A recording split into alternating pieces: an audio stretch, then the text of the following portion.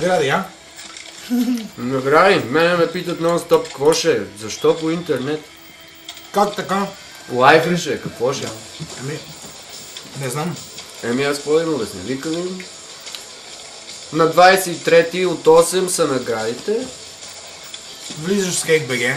Влизаш в SkateBG .com и започваш да гледаш лайв шоу. Елементарно, Лоцън. По същия начин гледат порно в интернета, но за наградите няма се сетят. Да, а след това събота е партито. Наградите на са на В 23. Джулверн. Да, а след това събота е партито. Ти там няма ли я пускаш? Не. Ще почивам. Аз няма. Ама ще е много добре. Аз ще отида само да Нали? понапия леко. Това е готиното. Наживо излъчване в студиото на SkateBG.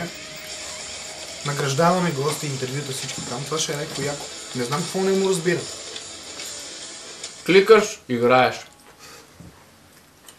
Фейсбук, всичко. Конектваш се супер лесно.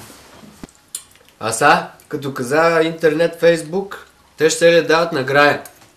Влизаш във Фейсбук, на стената там и пишеш, контактуваш с всички, които са на наградите там в студиото. Какво ще има някакви въпроси? Ще има награди, бе. Дават награди. Спонсори, че да си. Баси якото. Пишеш, контактуваш с тия, банкаш някаква награда.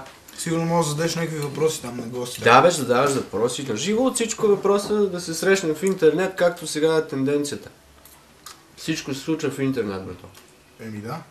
Значи skatebg.com 8 часа 23. Точно така. И какво събота после партито? Да, събота играеш.